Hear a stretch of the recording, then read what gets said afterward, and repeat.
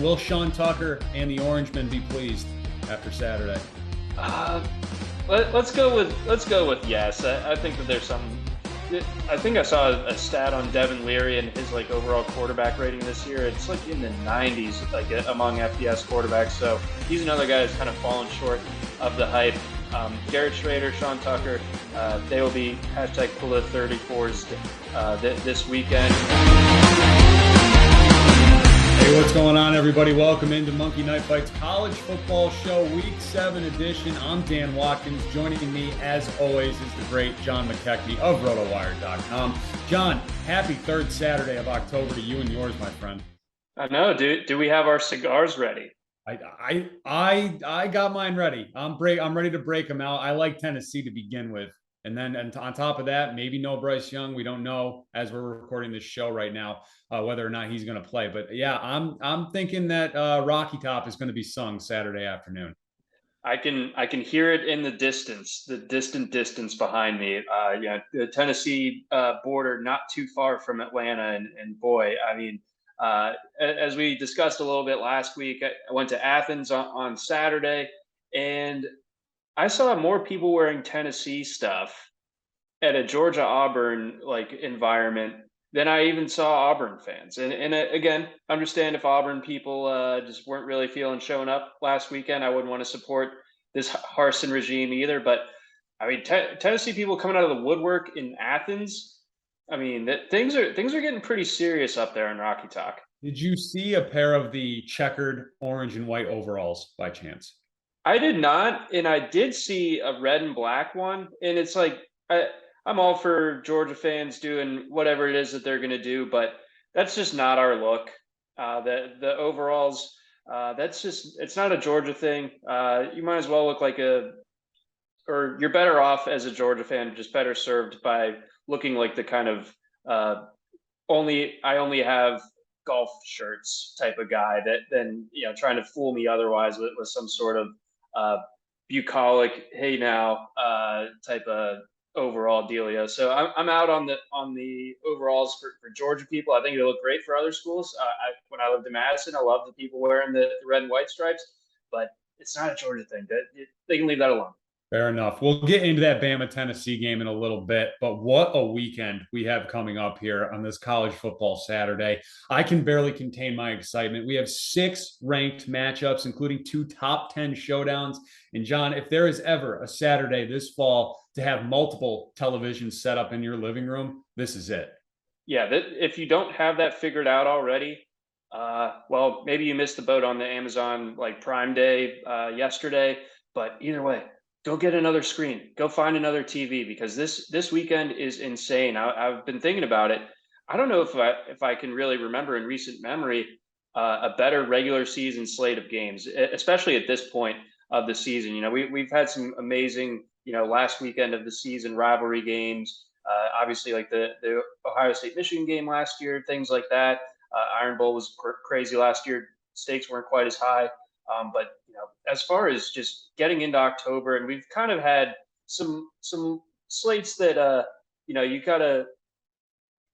gotta really love college football to love some of these slates that we've had in recent weeks. And this appeals to everybody. It's got everything, and it's got the regionality covered too. The Big 12 is popping off this weekend. The SEC is going to be a lot of fun. Big 10, some serious blue blood showdowns as well, and then we get a little bit of Pac-12 fun as well. So really it goes all over the board. I don't mean to leave the ACC out. They've got some good stuff cooking too with NC State Syracuse, but yeah, I mean, everywhere you look, we're going to have awesome games. Yeah, I was going to say, don't sleep on the ACC this weekend, because Doak Campbell is going to be rocking Saturday night with that Florida State-Clemson game.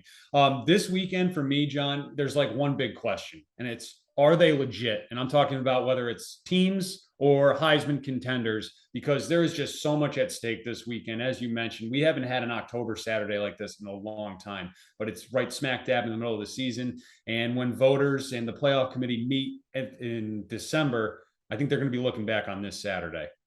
Yeah, this is a huge inflection point for tons of teams, tons of seasons, tons of Heisman cases to be made here. So yeah, couldn't agree more. Yeah, this is going to go down as a legendary week. October 15th 2022.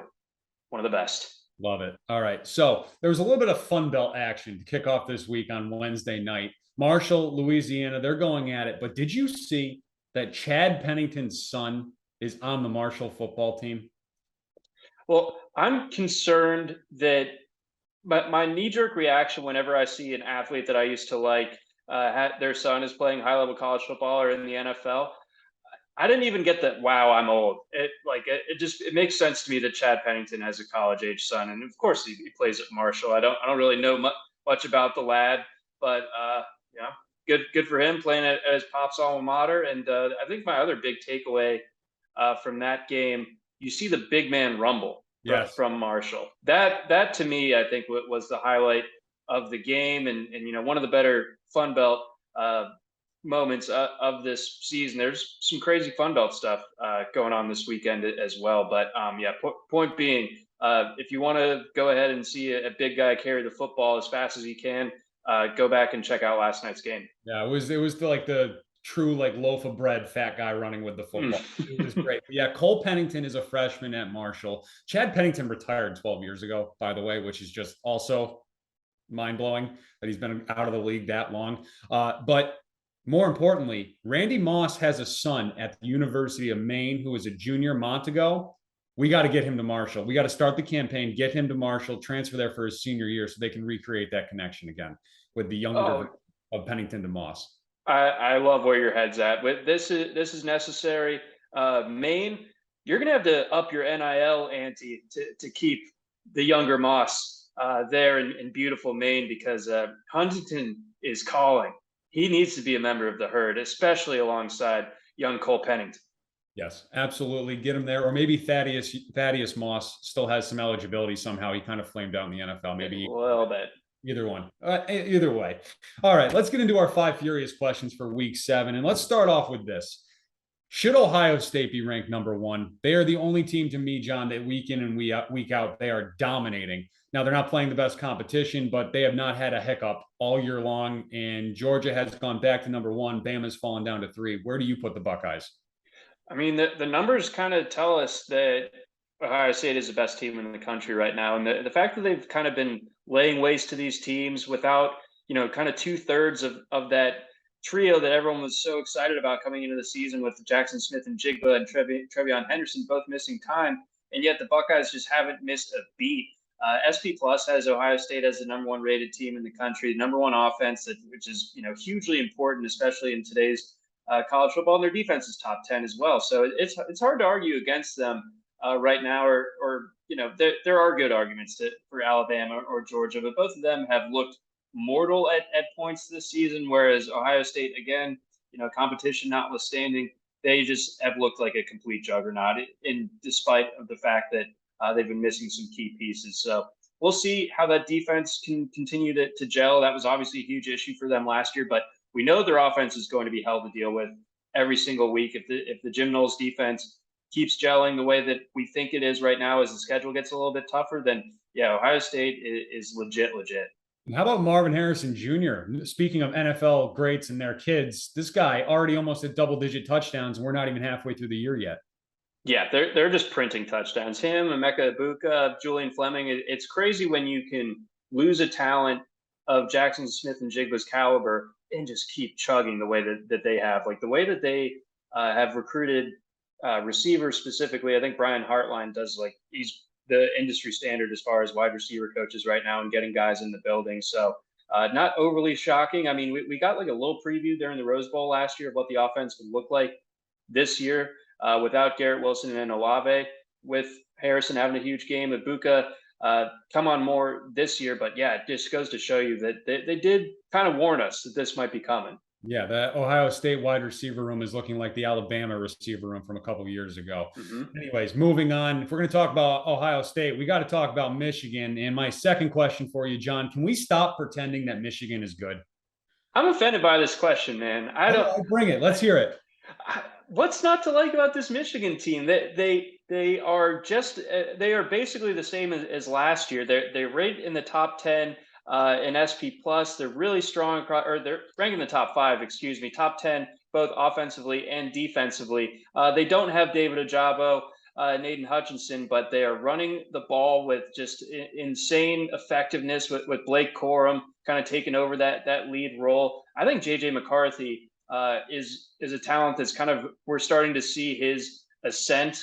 I don't think a game like last week's is necessarily a definitive statement to that effect, but I thought that coming into the year, he was the right choice at quarterback. I'm not surprised that he's the guy. I think he's going to keep getting better as the season goes on, and I think they're a well-coached outfit. And yeah, I think that Michigan, I would put them as the number 4 team in the country right now.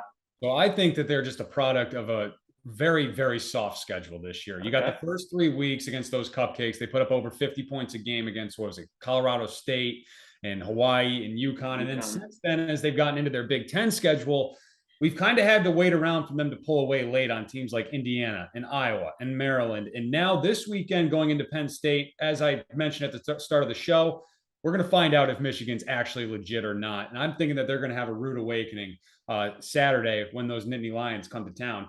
But yeah, I don't like their defense at all. I think they lost way too much talent. And I think once they finally do play someone good and that has a clue, we're going to see them get exposed.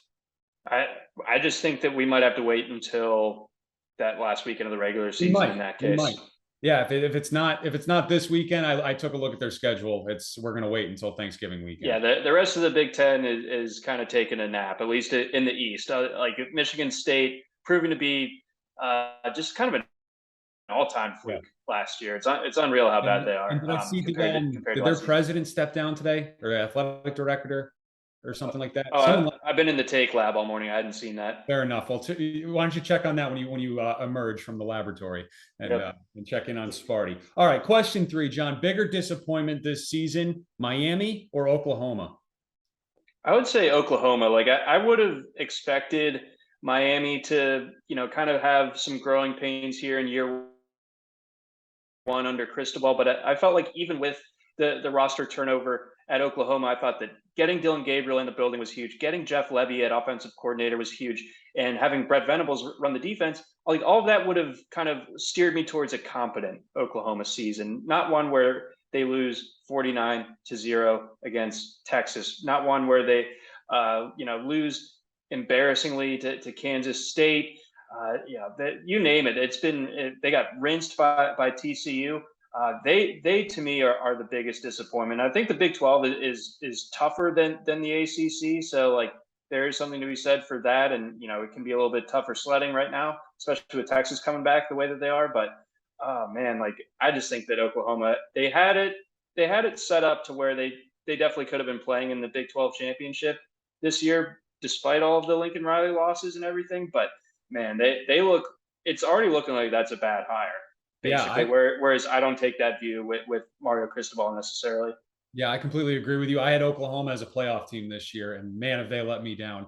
I mean, you can just sum it up. Basically, last weekend is why they're a gigantic disappointment, getting shut out by Texas in the Red River Shootout, 49-0. And now, as you continue here, a lot of question marks in Norman for the Sooners. Anyway, moving on, you just kind of hinted at it. Texas might be back now that Quinn Ewers is back. Can Texas somehow sneak into the playoff conversation with Ewers?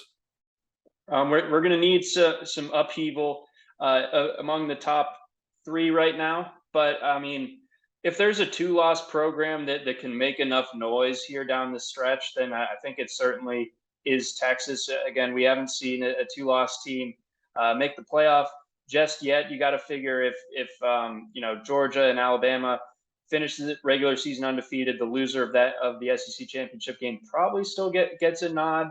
But we'll kind of have to see how the rest of it shapes out. We have 2 Big Ten teams in the top 4 as well right now with Ohio State and Michigan. Maybe if Ohio State beats Michigan convincingly enough, then Michigan gets left out and we start to see a kind of an opening in that number 4 spot. Now Clemson can obviously take care of business, but Texas, they might just if last week is any indication, or if last week is just kind of the start of something for them, then they're going to be passing the eye test every single week in a way that's so loud that it's going to be hard to ignore them. So the work is set up against them. That loss in Lubbock is really going to maybe kind of come back to bite them. But I mean, I think that we definitely see them in the conversation as the season goes on, if they continue to play at this level. Yeah, we've seen in the past that the committee does factor in injuries to key players. And if they can blow doors here down the stretch and win these games coming up against Oklahoma State and the other good teams in the Big 12, I do think they're going to enter the conversation in December. Last question for you, John, and this is going to go back to last week, that ending in the A&M Bama game. Which goal line play, when you have to have it, do you hate the most? The fade, the pylon throw, or other? I would have to say the fade probably. It just doesn't work. I like the idea of it doesn't make a whole lot of sense. I mean, you're just banking on so many things going right, and you are knocking at the door of the goal line. And then the runner-up for this one would be what the Bengals tried to do last week against the Ravens, where they just ripped off the Chiefs play. You can only run that play if you're the Chiefs. You can only run that play if you have Patrick Mahomes. So don't do that. Don't do the little shovel pass to other Mike Thomas at the goal line. And then I think things should be okay otherwise. Yeah. I hated that play call Saturday night so much. I don't like the fade either. Unless you have, prime Rob Gronkowski or Calvin Johnson or Randy Moss, don't bother throwing that. But the pylon throw after you were throwing over the middle of the field that entire drive, and that's what you come up with, Jimbo. And apparently Jimbo was like mouthing his plays that the Alabama secondary could read his lips. Oh my gosh. You see this? Like one of the, yeah. I mean, just a total, it's not a collapse, but just, I don't know, brain fart by Jimbo in the final seconds of that game. And what coach worth his sand coaches love covering their mouth while they say you got to have the Waffle House menu. Yeah. Like you were just like giving like the missile codes or something, like conveying that level of secret information. Jimbo, big mouth to begin with, so I'm sure it's pretty like easy to just kind of key on what he was saying there. Yeah, just that could have been so great at the end there, but unfortunately it wasn't. So anyways, let's move in and let's talk about some of these great contests we have going on this week. And let's start with Penn State at Michigan. It's a noon kickoff on Fox.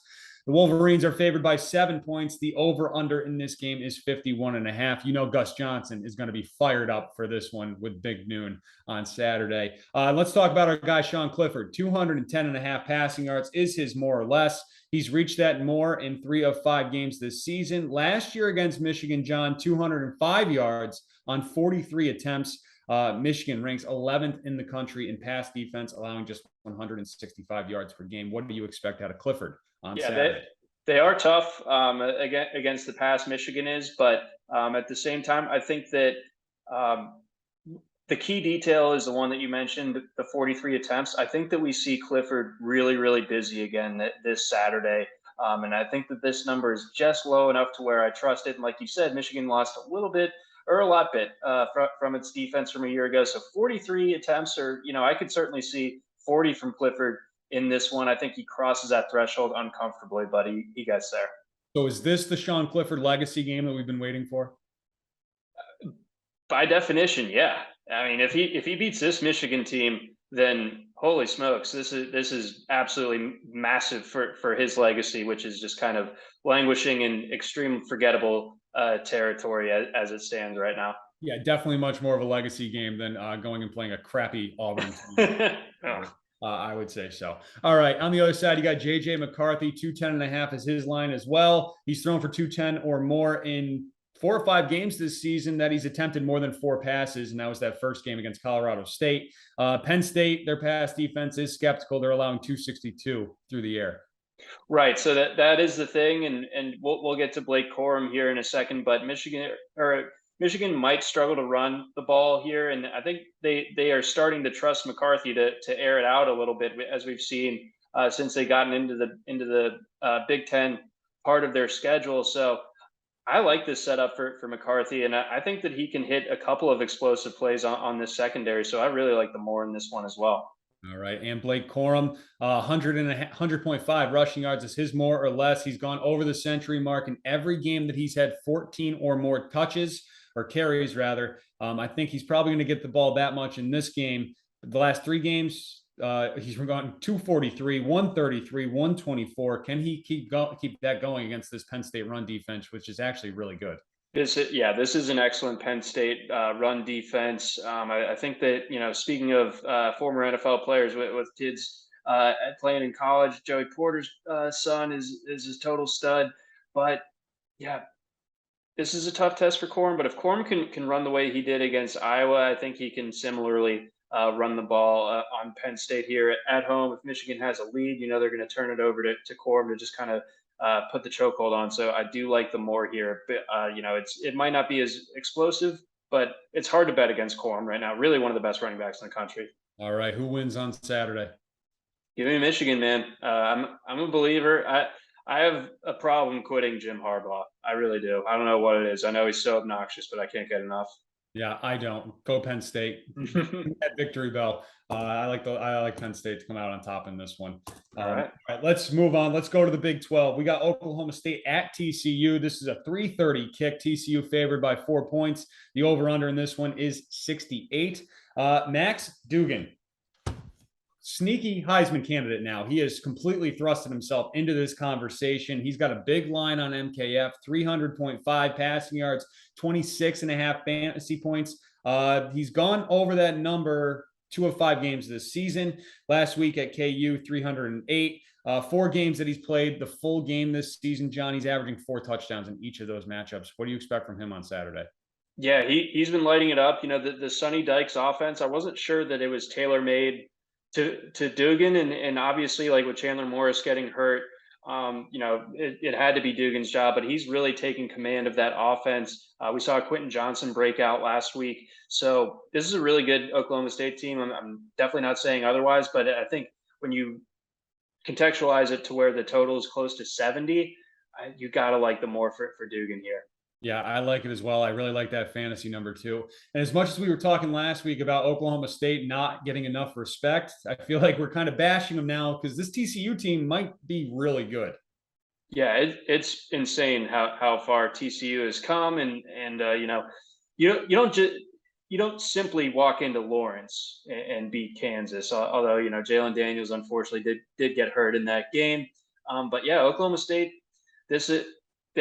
they just kind of love living here. They love being the team that we're just like, oh, they're good, but we love attaching the qualifiers to them. I don't think that they win necessarily, or they need Spencer Sanders to throw for 300 for the win. I think that he's probably someone that's going to be ticketed for closer to like 280 yards on Saturday. So I think Sanders has a really good game, and I think Oklahoma State wins. But I don't see him. I think it's a losing formula for them. I think something has probably gone wrong for OK State if Sanders hasn't thrown enough to get to over that 300 yards mark. This line caught my eye because he's only gone over the 300 mark once this season. That was back in week 1. Is this more of a knock on TCU's pass defense? I would imagine so, and then just kind of a deference to the total. We're just expecting a really high scoring and competitive game, not one in which it's high scoring, but that Oklahoma State's just going to be like running out the clock in the second half. Like we're going to need a full 4 quarters of Sanders here. So I think that it's a good potential projection. I'm not ruling out that Sanders hits this number. I would go against it personally. All right, fair enough. Let's move on. Let's go to the Pac-12. USC at Utah. We've been talking about this one, I feel like, since week 1 for this showdown out west. It's an 8 p.m. kickoff on Fox. Utah is favored by 3.5, John. Are you surprised by this line? They're coming off that loss to UCLA. USC, meanwhile, has won 5 of 6 games by double digits. Right. So I am a little bit surprised. Maybe this is maybe not quite the equivalent of the trap line that we saw with Tennessee and LSU last week, where Tennessee, I think, was only like a 2.5 point favorite, and they covered that one pretty easily. But Utah, again, coming off the loss, UCLA, they can rise up and beat teams. Sometimes they've done it a couple of times now, having beaten Washington as well. But this is obviously a really tough test for USC. I think Williams rises to the occasion. I think USC does win this game outright, but I think that Utah's defense is salty enough to also keep Williams under this number. Okay, so 285.5 is his total on MKF. 24.5 fantasy points too for Williams, by the way. He's reached 286 or more in 2 of 6 games this season. Utah's pass defense ranks 19th in the country, allowing just 179 yards per game. But DTR nearly hit 300 on him last week. But you don't think Williams is going to get that high? I think at home, with this game being in Utah, I'm going to go against it. That's going to be a tough place to play over in what's that, Rice Eccles Stadium? Am I Yeah, getting that something right? like that. Yeah, no, I think that Utah keeps a lid on USC's offense. I think that USC can still win, of course, but we're not going to see like the kind of fireworks that we saw with like Caleb Williams against Fresno or something. All right. On the other side, we got Cam Rising, 275.5 passing yards. He's only reached that number once this season in 6 games. And that was last week in their loss against UCLA, where they had to throw pretty much the entire second half. USC's given up less than 200 yards per game through the air. So are the line makers expecting this game to turn into a shootout?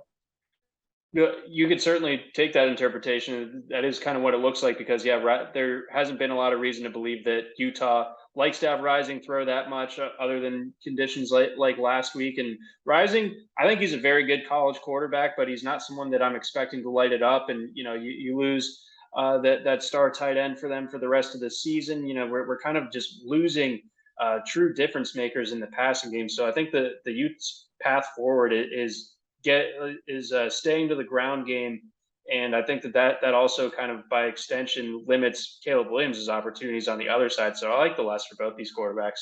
All right. And then just a couple skill guys here. Jordan Addison's at 80.5 receiving yards. Tavion Thomas, 75.5 rushing yards. You like either one of those guys? I will take the Tavion Thomas rushing yardage more. Addison, again, I'm thinking this is gonna be a lower yardage volume game for this USC passing attack. So I know Addison gets a ton of targets, but if Utah can kind of roll coverage, keep things away, USC has enough other talented options that I think could get going as a result of Addison maybe going down a little bit here. So I like the lesser Addison there. And then Devon Bailey, he's kind of like the only guy left in a lot of senses for Utah. So I might be interested in the more for him, actually. All right, very good. And let's move on. We got one more contest we'll quickly preview here. The lines aren't up yet because we don't know if Bryce Young's going to play. It sounds like he's going to. But anyways, Alabama at Tennessee, third Saturday in October. It's a 3:30 kick on CBS. Bama opened up as a 9.5-point favorite. As of now, it's down to a touchdown. Bama's favored by 7. The over-under's at 65.5. So Tennessee is 0 for Saban against the Tide. They've lost their last 15 in this matchup. Last win was 2006 when Nick was not there yet. And the last time that the Vols were undefeated going into the Alabama game was 1998. What happened in 1998? Is that the T. Martin year? Is that the national championship year? It is. They won the Natty. So there we go. It looks like Bryce Young will be back. And if it is Bryce Young versus Hendon Hooker, what do you expect in this game? Oh, man. I think that, Alabama, that offense is so good. And the Tennessee defense, like, obviously they went into Death Valley last week and got the job done and kept LSU to a low score. But that, as you can certainly appreciate, Dan, like that's a real rebuild Brian Kelly type of game right there. So I think LSU is still a ways away. But we've seen this Tennessee defense have a lot of problems, and I don't think they're fixed just yet. They've had a bye week recently to kind of work on things, and some things obviously stuck last week, but Bama's just a totally different breed. It's just talent everywhere. If Alabama gets Tyler Harrell back as well, someone that I was really touting in the preseason as sort of a Jameson Williams light, then this could be trouble. So I think that Alabama is going to have those fireworks, and it comes down to Tennessee's ability to keep Hendon Hooker upright against that Alabama pass rush, because if Hooker has time to operate, I don't think that there's any reason to doubt that he can carve up this Alabama secondary. So I'm expecting this game to 100% deliver on the hype. I don't think that this is going to be one of those classic ones where, yes, this team is having a very good season and we try to manufacture a little bit of hype for them against Alabama and then Alabama just rolls them. I think Tennessee's up for the challenge. Yeah, I'm expecting if Bryce Young plays, both these quarterback lines to be right around 300 or more. And I think both of them are going to hit it. I think we're going to get just an all-time classic shootout on Saturday. Bama's in the midst of this like brutal gauntlet stretch of 6 straight games, and most of them are on the road. And I think they're going to slip up in one of these games. And I think this is the one. I'm buying into Tennessee so far. We'll see when they play Georgia later on. But right now I'm buying into the Vols. And I think Rocky Top is going to be sung Saturday afternoon. I think so as well. And you just gotta you got to pour one out for Alabama. Poor guys, having a tough Oh, schedule. yeah, I know, isn't it? It's So just sorry. I feel so bad for him. Feel so bad. All right. Anyways, moving on. Let's do a quick little speed round to finish things up here. And let's start off with Ole Miss's quarterback Jackson Dart taking on Auburn at home, 220 and a half passing yards, more or less. I'm going to go with less, only because I think that he's basically only need to be throwing it for the first half. And also for, kind of an unexpected development this season, Ole Miss's run game is really the attention grabber for its offense. Judkins and Zach Evans, that's a scary, scary tandem. They're just going to run all over Auburn. So I don't think that Dart really gets the opportunities to cross the moor here. So I'm going less. Did you see Lane Kiffin's weird tweet Wednesday night? From with the Tennessee, like a hospital hallway, or I don't know, in the hallway of some hall. Hallway of some hall. Yeah, there you go. That's where he was. It was a very odd tweet. Some Tennessee people that I know that that's the picture from when he resigned to take the Raiders job. Oh, okay. All right. Very good. I don't know why he's stirring the pot the way that he is right now. Like, things are going well at Ole Miss. Like, I don't see what the deal is, but yeah, he can't help himself. Put the phone away, Lane. Put the phone away. All right. Anyways, moving on. Anthony Richardson, Florida quarterback, taking on LSU, 18 and a half fantasy points for Richardson, more or less. Less. Oh man, this guy I can't get right. But the performance against Missouri, terrible. Most of the games, terrible. He showed up against Tennessee, but I think that had more to do with Tennessee's defense at the time. Yeah, I'm kind of out on Richardson here. So even at that low number, I'm taking less. Out on Anthony Richardson. All right. How about another quarterback? Texas's Quinn Ewers taking on Iowa State at home, 240 and a half passing yards, more or less. Quinny Powers, give me more. Give me more than 240 and a half. Let's go this far. He might be pushing for that at halftime. Oh, okay. All right. I love it. Now, how about his running back, Bijan Robinson versus Iowa State, 100 and a half rushing yards, more or less. Clones are good on D, but Bijan's a different breed of cat, and he's when you have Quinn Ewers cooking also, and you have to allocate all those resources to slowing that down, Bijan's just going to carve you up. Give me more. I also saw this week that Bijan has his own line of mustard now through an NIL deal. Bijan's I already ordered some. I wanted to get a t-shirt too, but they're out of XLs, unfortunately, so I could not get a t-shirt. But I got some mustard coming from Bijan. Some XL? Are you like a XL cut the sleeves like all the way down guy? I can. I mean, it's not my go-to move, but I certainly can, and certainly have in the past. I feel like 2011 Dan was definitely doing that. Oh yeah, those were like, I was a double X back in 2011. Those were my big boy days. Oh yeah, that was a beefcake coming through without a doubt. All right. Okay. Anyways, moving on. Miami's Tyler Van Dyke at Virginia Tech, 240 and a half passing yards, more or less. Well, when you asked me in week one who I was looking forward to fading most this year, it was Tyler Van Dyke, and it's been so bad for the lad that we haven't even really gotten a chance to pile on him. But I'm going less. I like Hokies money line on Saturday. I think this Canes team is in trouble. I know that we said that OU's in more dire straits than Miami, but Tyler Van Dyke, just a simulacrum of Keaton Slovis from his USC days, just not actually as good as people thought he was, and it keeps getting proven out every single week that he steps out there. So give me less. All right, moving on. Clemson's DJ Uiagalelei at Florida State, that Saturday night game, 220 and a half passing yards, more or less. I'll give you Jordan Travis now too. Same line against Clemson, 220 and a half. More for both. With Travis, that Florida State is so good with the run game that, maybe they don't need it.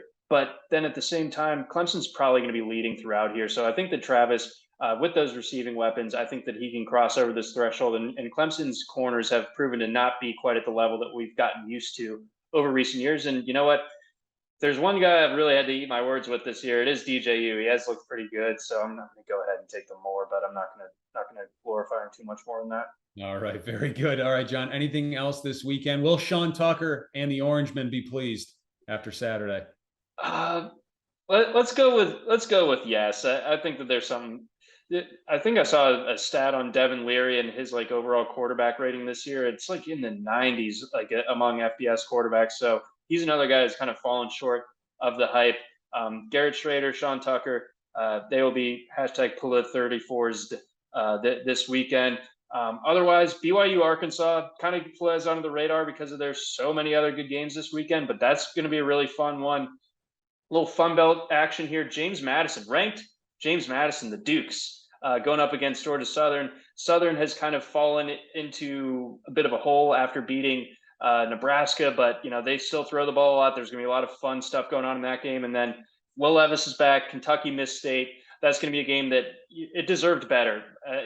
Kentucky, I feel bad for the way that their season has kind of unfolded with the Ole Miss game. And then, of course, the inexplicable one against South Carolina with no Will Levis last week. I think that, Kentucky is a better team than what their record shows. And I think their game against Miss State is going to be a lot of fun. All right, very good. That's going to do it for us this week on the MKF College Football Show. Don't forget to hit that subscribe button on our YouTube page at Monkey Knife Fight, and we'll have some great NFL content this weekend too. John, I think you're joining us for the NFL show this week. That's right, man. Double duty. Let's do it. Very good. Love it. Looking forward to it. We'll have that out later this weekend as well, guys, and enjoy College Football Saturday.